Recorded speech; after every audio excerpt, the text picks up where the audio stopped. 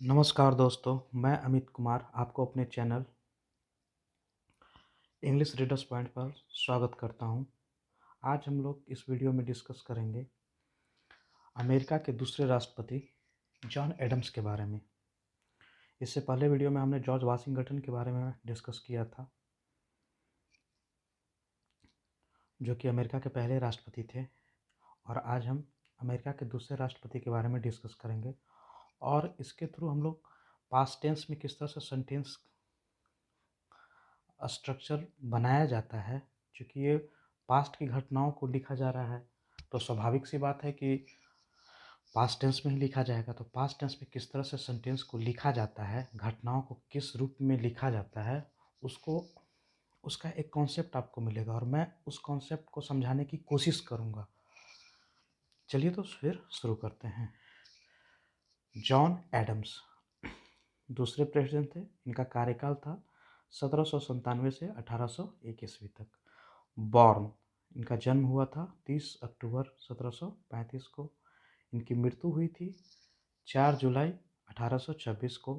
Political party थी federalist. Vice president थे Thomas Jefferson. अब कुछ इनके बारे में क्यूरियस फैक्ट्स है, माने दिलचस्प तथ्य है। फैक्ट्स का मतलब क्या होता है? तथ्य। क्यूरियस मतलब दिलचस्प। अब जैसे देखिए,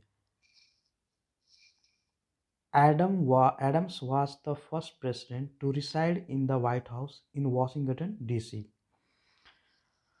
एडम्स जो थे पहले प्रेसिडेंट थे जो कि व्हाइट हाउस में रहे थे। ठीक है, रहने वाले पहले प्रेसिडेंट थे। और ये व्हाइट हाउस कहाँ है? वाशिंगटन डीसी में है। He was also the first president not to attend the inauguration of his successor. अब जैसे देखो, यहाँ पर एक कॉन्सेप्ट वाली बात हम कर रहे हैं। ही was also the first president. वो पहले राष्ट्रपति थे। एक तथ्य तो ये हुआ, दूसरा तथ्य ये हुआ not to attend the inauguration of his successor. तो एक क्वेश्चन उठना चाहिए आप लोगों के माइंड में कि यहाँ जब ये पास्ट का है, ये तो पास्ट टेंस का सेंटेंस है, तो नॉट टू क्यों यहाँ पर होगा? डिड नॉट क्यों नहीं होगा? उठना चाहिए ना क्वेश्चन कि हाँ डिड नॉट क्यों नहीं लिखा गया है। तो देखिए, इसका जवाब ये है, he was also the first president, comma हो जाता है। ये सेंटेंस अपने आप में पूरी तरह से कंप्लीट है। अगर आप यहाँ पे छोड़ दीजिएगा तो भी कोई गलती नहीं है। अब इसके साथ दूसरा एक सेंटेंस चालू होता है जिसको लिखा जाता है, अगर मान ली कि उसको हम लिखे तो लिख सकते हैं प्रेजेंट के बाद, he did not attend the inauguration of his successor. दो सेंटेंस अगर अलग अलग दोनों को करके लिखना हो तो he was also the first president, full stop, not to को काटे, he did not attend the inauguration of his successor. ये दो सेंटेंस हुआ। अब इस सेंटेंस में किया क्या गया है कि दोनों सेंटेंस को जोड़ दिया गया है। क्योंकि हम एक ही चीज़ को बार बार क्यों लिखें जब उसके लिए नियम कानून बने हुए हैं कि किस तरीके से हमको करना है, तो हम एक ही चीज़ को बार बार लिखना अवॉइड करेंगे। तो वही चीज़ यहाँ पे किया गया है। He was also the first president. Second sentence चालू हुआ तो ही जो सब्जेक्ट था उसको हटाया, डायरेक्ट क्या किया कि वर्ब को लेके चला आया। और इसको बोला जाता है इन्फिनिटी से दो सेंटेंस को जोड़ने का काम किया जाता है। आप लोगों को पता होगा, अगर नहीं पता है तो जान लीजिए कि इन्फिनिटी के द्वारा भी दो सेंटेंसेस को आपस में जोड़ा जाता है। तो देखिए, to attend the inauguration of his successor. अब यहाँ पर चूंकि निगेटिव है, अटेंड नहीं किए हैं, बात वही है ना, तो ये इन्फिनिटी के पहले हम लोग नॉट लगा दिए। Not to attend the inauguration of his successor, जो कि he was also the first president. वही पहले राष्ट्रपति भी थे जिन्होंने अटेंड नहीं किया। आप कहिए कि इसका आप सेंटेंस कैसे निकालिएगा? टू अटेंड, तो इस जब भी नॉन इनफाइनाइट इसमें आता है, ज़्यादा ग्रामर से कॉम्प्लिकेटेड नहीं करेंगे, धीरे धीरे हम लोग आगे बढ़ेंगे तो उसको क्लियर करेंगे। तो जो इसका मेन सेंटेंस होता है उसी के सेंस में इसका भी मीनिंग निकाला जाता है। अगर ये प्रेजेंट में है तो टू अटेंड का मीनिंग भी उसी टर्म में निकालेंगे, पास्ट में है तो उसी टर्म में निकालेंगे, फ्यूचर में है तो उसी टर्म में निकालेंगे। तो चूंकि ये पास्ट की बात कर रहा है तो not to attend the inauguration of his successor. Clear हो गया। चलिए आगे आते हैं, यहाँ से स्टार्ट करते हैं। Who was the second president of the United States of America. देखिए जहाँ भी फर्स्ट सेकेंड थर्ड फोर्थ आया तो आर्टिकल सबके पहले लगता है। यहाँ पे देखिए दी फर्स्ट भी आया था तो दी लगा। ये सब चीज़ बारीकी है, ध्यान रखना। यूनाइटेड स्टेट्स ऑफ अमेरिका का दूसरा राष्ट्रपति कौन था या थे, ठीक है। आते हैं, John Adams served as the second president of the United States of America. John Adams serve किया, सेवाएं दी। एज यहाँ पर क्या है, प्रीपोजिशन है। सर्व्ड के बाद एज अगर आता है तो और उसके बाद कोई नाउन है तो वो प्रीपोजिशन के रूप में होगा, जो कि प्रीपोजिशन के बाद कोई ऑब्जेक्ट के रूप में नाउन या प्रोनाउन ही आता है। तो served as the second president of the United States of America. तो जॉन एडम्स ने सर्व किया अमेरिका के, यूनाइटेड स्टेट ऑफ अमेरिका के दूसरे राष्ट्रपति के रूप में। एज का मतलब क्या हो गया, के रूप में, ठीक है, के रूप में, ठीक है। अब उसके बाद आइए, he was more of a political philosopher than a politician. अब आपको थोड़ा अगर बेसिक लर्नर है तो आपको प्रॉब्लम हो रहा होगा, तो क्या करते हैं कि थोड़ा देर के लिए मोर ऑफ को हटा देते हैं और देन को हटा देते हैं, ठीक है। हम लोग इसको सीधा सीधे पढ़ते हैं।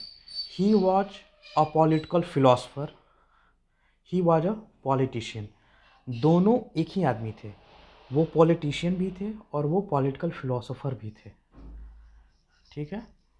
तो अब देखिए, दोनों एक ही व्यक्ति जब दो गुण हो उसमें, तो उसमें कंपैरिजन होता है कि ये आदमी ये चीज़ ज़्यादा है या इसमें ये गुण ज़्यादा है, दोनों गुणों में से ज़्यादा कौन है। तो उसी गुण का यहाँ पर क्या किया है, कंपैरिजन किया है, तुलना किया है, कंपैरेटिव डिग्री में किया है।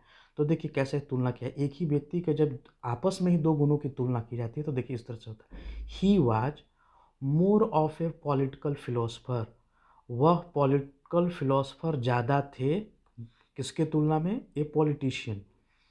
इसको आप दूसरे रूप में अपने से भी सेंटेंस में इसको यूज कर सकते हैं।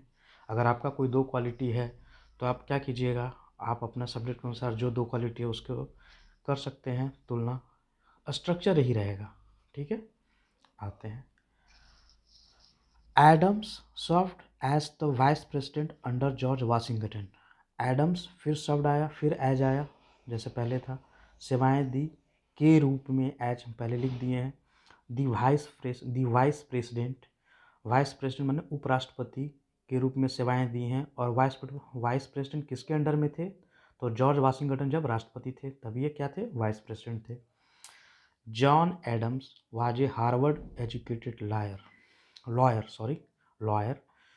लायर मत पढ़िएगा इसको, लॉयर होता है ये। जॉन लायर मतलब होता है झूठ बोलने वाला। John Adams was a Harvard educated lawyer. John Adams जो थे हार्वर्ड एजुकेटेड, मतलब हार्वर्ड एक यूनिवर्सिटी है अमेरिका में, वहाँ से पढ़े लिखे थे, वहाँ से ये लॉ की डिग्री ली थी और लॉयर थे। हु किसके लिए आया है, लॉयर के लिए। लॉयर कौन थे, एडम्स साहब थे। हु प्लेड, पास्ट में जितना भी घटनाएं देख रहे हैं सभी पास्ट में है। Who played an important role, who played an important, IMPORT,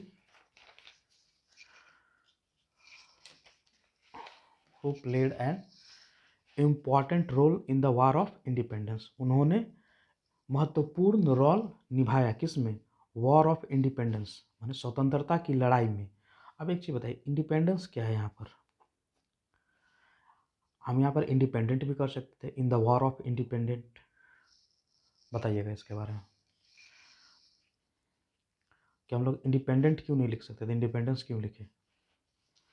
he is one of the founding fathers and went on to become the first vice president of the newly independent nation. He is one of the founding members. He is one of the founding fathers. Sorry, members नहीं है, fathers है। तो वह founding fathers में से एक थे। Fathers है इसका मतलब बहुत सारे फाउंडिंग फादर्स थे, उसमें से ये भी एक हैं। तो आप बोलेगा कि ही वॉच देना चाहिए था, यहाँ पर पास्ट की बात कर रहे थे, आप अभी बोले कि पास्ट की घटनाएं हैं, तो नहीं, चूँकि फाउंडिंग फादर्स पहले भी थे, आज भी जब अगर बोला जाएगा कि अमेरिका के फाउंडिंग फादर्स कौन थे या कौन हैं, तो उनमें इनका आएगा। तो इस तरह के सेंटेंसेस जब उनका रोल एक एवरलास्टिंग है कि फाउंडिंग फादर्स कल भी वही थे, आज भी हैं, आगे भी रहेंगे, तो उस तरह के सेंटेंसेस में क्या होता है, हम लोग किसका यूज करते हैं, यूनिवर्सल ट्रूथ किसके द्वारा जाना जाता है, एक यूनिवर्सल चीज़ हो गया अभी ये, तो प्रेजेंट इंडिपेंडेंट, ठीक है। एंड अब एक जोड़ा गया, वेंट ऑन टू, आगे चलकर, to become the vice president of the newly independent nation. आगे चलकर, वेंट ऑन टू, आगे चलकर क्या किए, टू बिकम, बने, the vice president of the newly independent nation. Newly क्या है, इंडिपेंडेंट क्या है, और नेशन क्या है, नेशन क्या है, आगे चलकर ऊपर पहले वाइस प्रेसिडेंट बने of the newly independent nation. Nation क्या है, नाउन है। नेशन को मॉडिफाई कौन कर रहा है, इंडिपेंडेंट, जो कि हम पूछे थे पहले कि यहाँ पे इंडिपेंडेंट हम क्यों नहीं लिख सकते हैं, तो नेशन को मॉडिफाई कौन कर रहा है, इंडिपेंडेंट। इंडिपेंडेंट को मॉडिफाई कौन कर रहा है, न्यूली। तो नेशन नाउन, नाउन को मॉडिफाई करने वाला एडजेक्टिव, एडजेक्टिव को मॉडिफाई करने वाला एडवर्ब। ठीक है, समझ में आया। चलिए आगे आते हैं अगले पैराग्राफ में। It was Adams who worked with Thomas Jefferson on the wording of the declaration of independence, comma है, a document declaring the US to be independent of the British crown. चलिए इस तरह का सेंटेंस अगर हम पढ़ें तो क्या करें, अगर हम ईट वॉच को हटा दें, हु को हटा दें, और लिखें कि Adams worked with Thomas Jefferson on the wording of the declaration of independence, a document declaring the US to be independent of the British crown, तो भी कोई फर्क नहीं पड़ेगा जहाँ तक सेंटेंस का अर्थ का सवाल है, कि इसका मीनिंग नहीं बदलेगा। लेकिन अब किसी भी चीज़ को कहने का बहुत सारा तरीका होता है, तुम जाओ, इम्फेसाइज कर रहे हैं। तो इस तरह का जब भी स्ट्रक्चर आएगा, it was Adams who, it was subject who, इसका मतलब है कि उस चीज़ पर प्रेशर दिया जा रहा है, जोर दिया जा रहा है। वो एडम्स ही थे जिन्होंने वर्क किया, किसके साथ काम किया, थॉमस जेफरसन के साथ, और काम किया किस पर, wording of the declaration of independence, जो इंडिपेंडेंस का डिक्लेरेशन था, उसका वर्डिंग किस तरह से उसको लिखा जाना है। जैसे हम लोग का we the people of India है ना, तो एक वर्डिंग है उसका, जाके देखिएगा इंग्लिश में अगर, तो उसका एक वर्डिंग है। तो उसको वर्डिंग देने के लिए, माने किस तरह से उसको लिखा जाए, उसको लिखने के लिए एडम्स ही थे, जो कि थॉमस जेफरसन के साथ मिलकर लिखे थे। Who worked with the Thomas Jefferson on the wording of the Declaration of Independence, comma, a document declaring the US to be independent of the British Crown।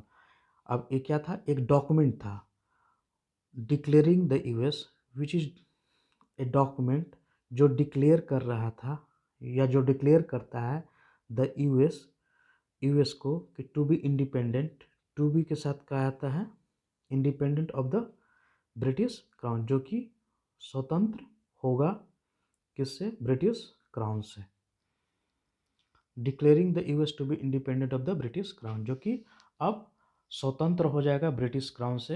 ये डॉक्यूमेंट था जो डिक्लेयर कर रहा था। अब चलिए, it is interesting to note that, it is interesting to note, अब क्या दिलचस्प है भाई नोट करने के लिए, तो अब आगे पता चलेगा पढ़ने पर कि हाँ क्या लिखा हुआ है।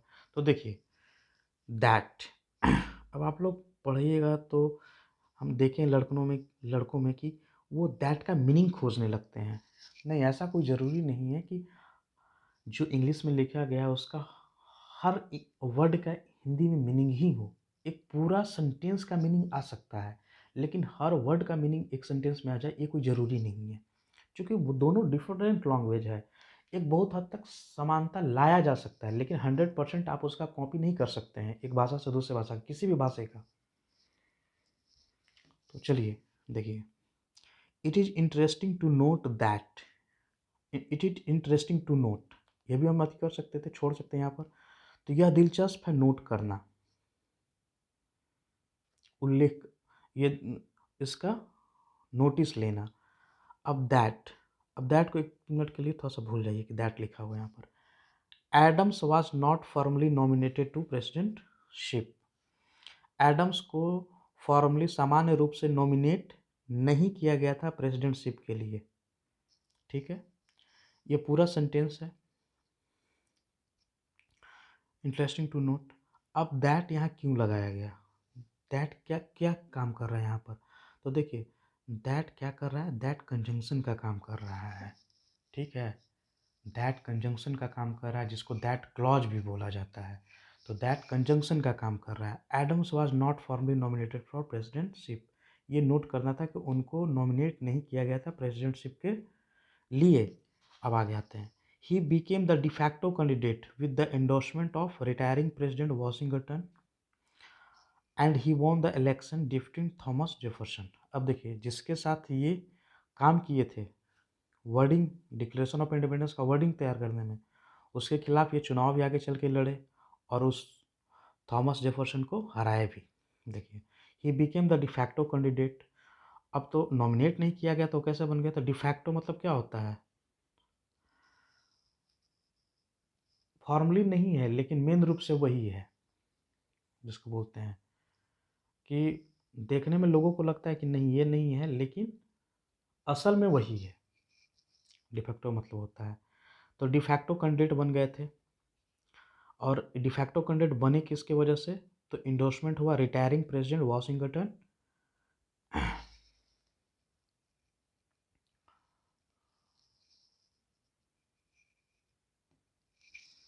चलिए, यहाँ से हम लोग स्टार्ट कर रहे थे। He became the de facto candidate with the endorsement of retiring president Washington. तो डिफैक्टो का मतलब होता है कि प्रोसेस को फॉलो नहीं किए, लेकिन वास्तव में वो कैंडिडेट बन गए।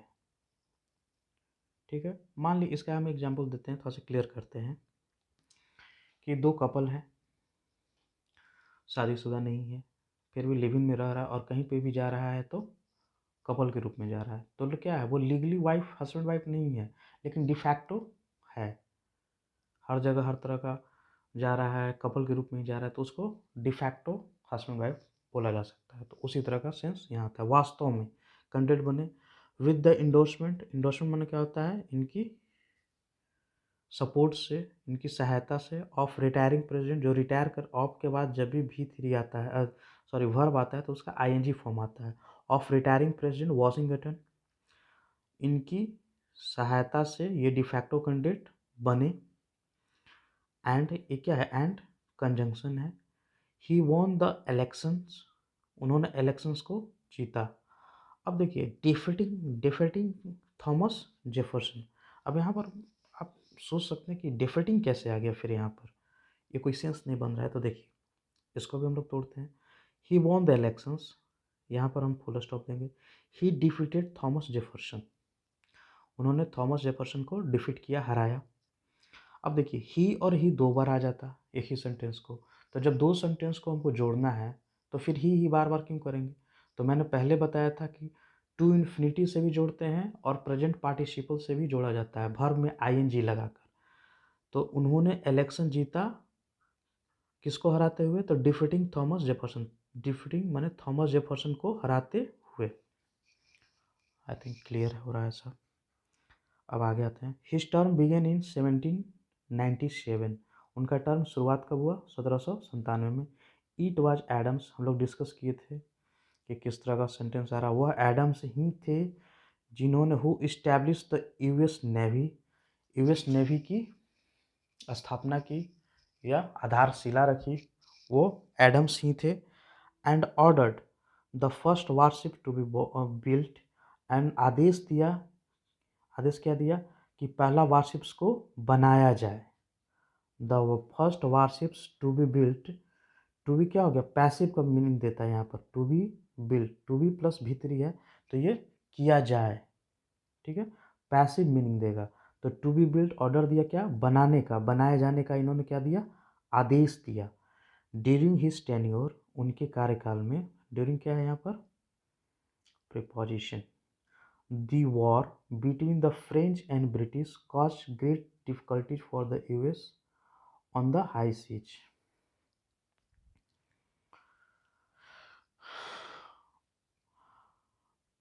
जब वो राष्ट्रपति थे तो युद्ध हुआ किसके किसके बीच में, फ्रांस और ब्रिटिश के बीच में, फ्रेंच एंड ब्रिटिश।